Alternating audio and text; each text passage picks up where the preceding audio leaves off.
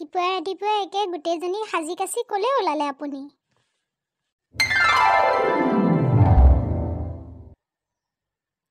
এই বোৱাৰী, এই বহুত দিনে হ'ল ৰ'বা, এই মাইনাহঁতৰ ঘৰলৈ যোৱাই নাই নহয়।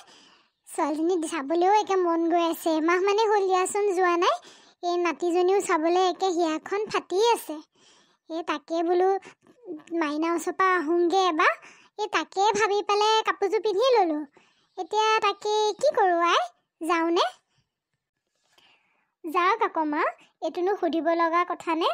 আপোনাৰ এজনীয়ে ছোৱালী ন, আৰু মোৰ এজনীয়ে ননদ। তাইৰ ওচৰলৈ নগৈনো আপুনি ক'লেই যাব?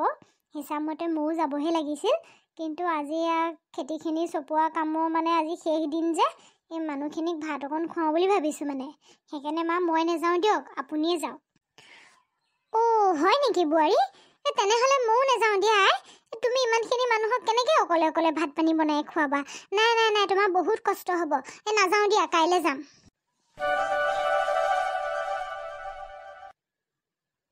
ই মা, আপুনিও যে আৰু এই 7-8টা মানুহক ভাত বনাই খুৱাব পাৰিম দিয়ক মই। আপোনাৰ বোৱাৰী ইমানো কমজুৰি নহয়। সেই আপুনি যাওকচোন, ক'ৰবালৈ ওলাই গৈ এনেকৈ যাম বুলি ভবাৰ পিছত কেঞ্চেল কৰিব নাপায় মা। যাওক আপুনি। আকৌ ৰ'ব, মই পথাৰৰ পৰা কালি কলমৌ শাক কেইডালমান আনি থৈছিলোঁ, আকৌ কচু টেপা কেইটামানো থৈছিলোঁ। মায়ে সেইকেইটাকে লৈ যাওক, নহ'লে আকৌ বেয়া হৈ যাব নহয়। আপুনি আজিয়ে যাওক, লৈ যাওক। মা, পাচলি কেইটামানো দি পঠাব পৰা হয় ভাল আছিলে, কিন্তু এতিয়া ডাঙৰেই হোৱা নাই নহয়। যিখিনি ডাঙৰ হৈছিলে সেইখিনি আকৌ পুতেকে বেছি দিলে। এই গোসাঁই স্কুলৰ পইচাটো দিব লাগে, কিবা এই সৰস্বতী পূজা পাতিব যে ফিজবিলাক কালেক্ট কৰি আছে। এই তাকে সেই পইচাটো উলিয়াবৰ কাৰণে যিকেইটা চব্জি পুৰত হৈছিলে সেইকেইটা বেছি দিলে। এতিয়া এইখিনি কোমলীয়া ভণ্টিয়ে বা আকৌ কি ভাবে মায়ে, দিও জানো?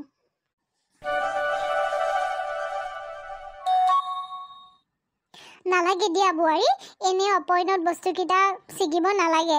ডাঙৰ হওক, ডাঙৰ হ'লে দিম। তাই ইমান অবুজ নহয় নহয়, বুজিব দিয়া। তুমি যে মৰমত সেই কলমৌ শাককেইডাল কচু টেপাকেইটা দিছা, সেইকেইটাই তাই বৰ ভাল পাব। চহৰত এইবিলাক নাপায় নহয়।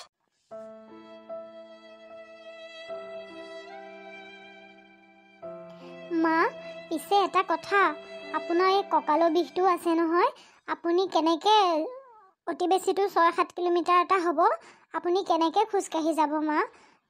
টমটমতে যাব পৰা হয় ভাল আছিলে মা। অ' মা, মোৰ হাতত 50 টকা এটা আছে, আপুনি তাকেই লৈ যাওক। নহ'লে মই এই চিলাই কৰিবলৈ মেখেলাত লগাবলৈ ফলছ এটা আনিম বুলি থৈছিলোঁ। ওচৰৰ মানুহঘৰে কাপোৰ চিলাবলৈ মেখেলা এখন দিলে, তাকে সেই ফলছ আনিবলৈ 50 টকা এটা দিছিলে। সেই মা, তাকে লৈ যাওক নহ'লে আপুনি। ইমান দূৰ আপুনি পঠাই হ'লেও খোজকাঢ়ি গ'লেওতো 7 কিলোমিটাৰ বাটটো 4 কিলোমিটাৰ খোজকাঢ়িবতো লাগিবই। কষ্ট হ'ব নহয় মায়ে। আপুনি 50 টকাটো লৈ টমটমতে যাওক মা। আইও মোৰ লখিমী বোৱাৰীজনী, চাচোন তাই ইমান চিন্তা মোলে। আইও নালাগে দে, 50 টকাটো তই থৈ দে। আকৌ নহ'লে মেখেলাখনৰ ফলছটো আনিবলৈ তই ক'ত পইচা পাবি আই? হ'ব দে, এই খোজ চোজ কাঢ়িলে স্বাস্থ্যৰ কাৰণেও ভাল। মই লাহে লাহে যাম নহয়। আকৌ অকণমান ক'ৰবাত গছৰ তলত ছাঁ পালে মই বহি যাম দে আই। একো নাই, তই চিন্তা কৰিব নালাগে। তই খালি ধুনীয়াকৈ ভাতকেইটা ৰান্ধি খোৱাবি। মই কল্পনা জীয়েককো কওঁ নেকি তোক অকণ সহায় কৰি দিবলৈ? তই কেনেকৈ 7-8টা মানুহক ভাত বনাবি? আকৌ বাবুৱেও আকৌ আমনি কৰে কিজানি। সিও আজিকালি বৰ দুষ্ট হৈছে নহয়। চাচোন খেলি ফুৰিছে অকলে। নালাগে মা, আপুনি চিন্তা নকৰিব, মই অকলে পাৰিম নহয়। তাইও পৰীক্ষা চলি আছে, তাইকো আমনি নকৰোঁ দিয়ক। হ'ব দিয়ক মা, মই পাচলিকেইটা কাটিয়ে থৈছোঁ। তাৰপিছত এই পুতেকে মাছ অকণ আনিম বুলি কৈছে। হেৰি নহয় মা, আপুনি আজি থাকিব জানো? যদি থাকে মাছ নথওঁ, আৰু যদি আপুনি নাথাকে মা, তেনেহ'লে মাছ দুটুকু থৈ দিম মানে। সেই আপুনি থাকিবনে মাইনাহঁতৰ ঘৰত? তাকে বোৱাৰী, তোক আজি মোৰ এৰি থৈ যাব অকলে ইচ্ছাও যোৱা নাই। ইমানখিনি কাম আছে, আকৌ এই মানুহক ভাত পানী বনাই খুৱাই বাচনো এগালমান ওলাব নহয়। তাকে কি কৰোঁ, থাকোঁ জানো? তাইতো চাগে মোক টানি আজুৰি ৰখাবই। তই কচোন, থাকোঁনে নাথাকোঁ? মা, ইমান দিনৰ মূৰত যাব, এই ভনীজনীয়ে জোৰ কৰি ৰাখিব। তাই মনত দুখ নিদিব দিয়ক মায়ে, থাকি দিব দিয়ক। নাতিনীজনীৰ লগতো অকণ খেলিব পাৰিব, আৰু তাইকো মোৰ ফালৰ পৰা ঢেৰ মৰম দিব দেই মায়ে। কিবা এটা ভাল বস্তুটো হাতত দিব নোৱাৰিলোৱে ভাগিনজনীলৈ, কি ক'ব মা? দিনকাল ভাল হ'লে তাইক ভাল কাপোৰ এযোৰ দিব লাগিব। মায়ে জন্মতে এযোৰ দিবই পোৱা নাই নহয়। একো নাই আই, এইবিলাক বাদ দে। তই যে ইমান মৰম কৰ সেইটোৱে মোৰ কাৰণে সকলো। ঠিক আছে আই, তই বস্তুকেইটা লৈ আহ, যাম ময়ো যাওঁ। ঠিক আছে মা, ভালকৈ যাবই, ছাতি এটাও লৈ যাব, ৰ'দে পাব পাৰে। উফ, ইমান ভাগৰ লাগিছে, কঁকালটোও বিষাইছে। এই বোৱাৰীৰ কথা শুনা হৈয়ে ভাল আছিল, টমটমত অহা হৈয়ে ভাল আছিল। এতিয়াও বহুত দূৰ আছেচোন। ইছ ৰাম, কঁকালটো একেবাৰে বাজি গৈছেগে বিষতে। কি কৰা যায় বাৰু? দে চুচৰি চুচৰি গৈ থাকোঁ। মাই, তই কিয় আহিলি? যোৱা মাহত আহিছিলিহে, আকৌ আহিব হ'লেই নে? আই, তই কিয় তেনেকৈ কৈছ? মই ভাবিছোঁ এমাহ তই মোক দেখা নাই, তই মন মাৰি আছ নেকি, অভিমান কৰি আছ নেকি? তই মানে মই অহাৰ কাৰণে বেয়াহে পাইছ আই। মই তোক জন্ম দিছোঁ, তোলৈ মনত পৰাটো স্বাভাৱিক। হ'ব হ'ব, এতিয়া কান্দি দেখাব নালাগে। যোৱা মাহত আহিছিলিহে, ইমান ঘনাই ঘনাই কি আহিব লাগে? আৰু এইবিলাক কি আনিছ? কি ঘাঁহ বন লৈ আহিছ মোনাত? আইও বৈৰাই, বাৰীৰে কলমৌ শাক কেইডালমান আৰু কচু টেপা কেইটামান দি পঠাইছিলে তই খাবি বুলি। মাইনাজনী হৈছে যে, তোৰ গাটো তেজপানী অলপ কমিছে, সেইকাৰণে অকণ শক্তি পাবি বুলি বৈৰাই গোটাই দিছিলে আই, তাকে লৈ আহিছিলোঁ।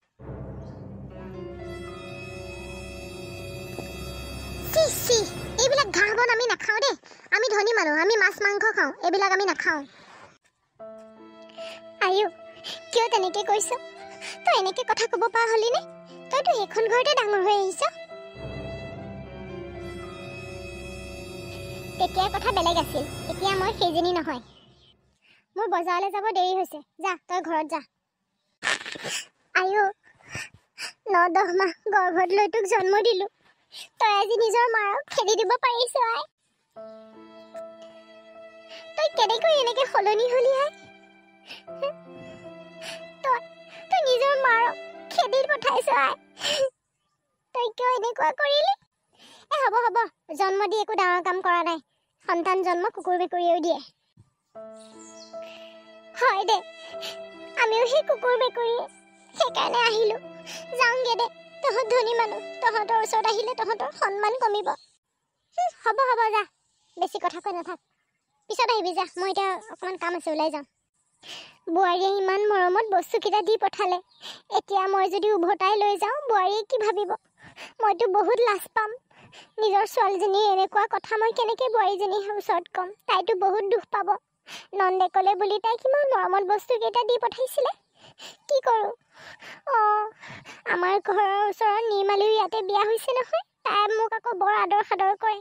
তাই ঘৰতে সোমাই বস্তুকেইটা দি থৈ যাওঁ, তাই ভাল পাব খাই। নিৰ্মালী, ভালনে আই? খুৰীদেউ, বা ইমান দিনৰ মূৰত আহিলে। আপোনালৈ মোৰ মনতহে পৰি আছিলে, ময়ো কেইবাদিনো ঘৰলৈ যাব পৰা নাই। ভালনে খুৰীদেউ? ঘৰত সকলোৱে ভালনে? আমাৰ মাহঁতৰ ঘৰ ফালে ভালনে? ভালে আই, মোৰো তোলৈ মনত পৰিছিল দে, সেইকাৰণে আহিলোঁ। এইকেইটা লৈ যাচোন। কি আনিছে খুৰী? এই বোৱাৰীজনীয়ে কিবা কিবি কেইটামান এয়া কলমৌ শাক কচু টেপা দি পঠাইছে। আমি দুখীয়া মানুহ কিনো আনিম, লৈ যাচোন এইকেইটা।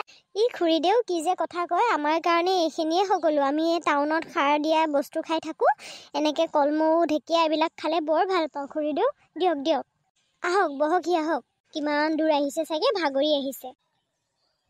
আইও, তোক এইখিনি কথা ক'বলৈ মন নাছিলে, কিন্তু তইতো মোৰ নিজৰ পেটৰ জীয়াৰী নিচিনাই ন, সেইকাৰণে মই তোক কথাকেইটা কৈ দিলোঁ আই। তই কাকো নকবি দে, মনৰ দুখ মনতে থাকক। আইও নিৰ্মালী, আজিৰ পৰা তই মোৰ ছোৱালী, তাই মোৰ কাৰণে মৰি গ'ল। মই আহিলে তোৰ ঘৰলৈকে আহিম, তোৰ ল'ৰা ছোৱালীকেইটাই মোৰ নাতি, তইও মোক নিজৰ মা বুলি ভাবিবি, বুজিছনে? নাহোঁ আৰু মই তাইৰ ওচৰলৈ এনেকৈ অপমান পাবলৈ। মোৰ সকলোতকৈ বেয়া লাগিছে, মোৰ বোৱাৰীজনীয়ে ইমান মৰমত তাইলৈ দিয়া বস্তুকেইটাক তাই অপমান কৰিছে। নিজৰ অপমান মই সহ্য কৰি ল'ম, কিন্তু সেইজনী মোৰ লখিমী বোৱাৰী জানো। মোৰ জীয়াৰী মোক ইমানখিনি মৰম নকৰে, আদৰ নকৰে, যিখিনি মই মোৰ বোৱাৰীজনীৰ পৰা পাইছোঁ। তাই কিন্তু বহুত বেয়া কাম কৰিছে দেই খুৰীদেউ। হ'ব খুৰীদেউ, হ'ব বাৰু। নিজৰ ছোৱালী ইমানো অভিমান কৰি নাথাকিব। নিশ্চয় তাই এদিন বুজিব। হ'ব, তাই ঘৰলৈ আহিলেও আপুনি আমাৰ ঘৰলৈ আহিব পাৰিব। মোৰ ঘৰত আপোনাৰ কাৰণে সদায় দৰ্জা খোলা খুৰীদেউ। আপুনি মোৰ মা নিচিনা। আপুনি যেতিয়া আহে, যেইদিন থাকাকৈ আহে। আৰু মোৰ মানুহজনো এইবিলাকত বহুত ভাল। আমাৰ বহুত টকা পইচা নাথাকিব পাৰে খুৰীদেউ, কিন্তু মোৰ ঘৰৰ মানুহ, মোৰ শহুৰ শাহুৰ এতিয়া নাই বাৰু, তেওঁলোক পৰশুকুণ্ডলৈ ফুৰিবলৈ গৈছে। আমাৰ এওঁ বোলে মাহঁতক ইমান দিন ফুৰাবলৈ পঠোৱা নাই, মানুহ কেইজনমান গোটাই গাড়ী এখন ঠিক কৰি দিলে, এতিয়া ফুৰিবলৈ গৈছে। মই আকৌ ল'ৰা ছোৱালী দুটাৰ পৰীক্ষাৰ কাৰণে যাব নোৱাৰিলোঁ খুৰীদেউ। এবাৰ ক'ৰবাত ফুৰিব গ'লে আপোনাকো লৈ যাম আমাৰ লগতে। যাবনে আপুনি? আইও, যিখিনি পৰ মানুহ লগ পালোঁ সেইখিনি আপোন ওলাল, আৰু তেজৰবিলাক পৰ ওলালাই। তোৰ লগততো মোৰ তেজৰ একো সম্বন্ধ নাই। চাচোন তোৰ মোলৈ মৰম। মোৰ সেই বোৱাৰীজনী, তাইৰ লগতো মোৰ তেজৰ একো সম্বন্ধ নাই। তাইৰ মৰমখিনি চাইছোন। আজি এটাই কথা বুজিলোঁ যে তেজৰ সম্পৰ্কই সকলো নহয়, কেতিয়াবা পৰবিলাকো আপোন হৈ যায়।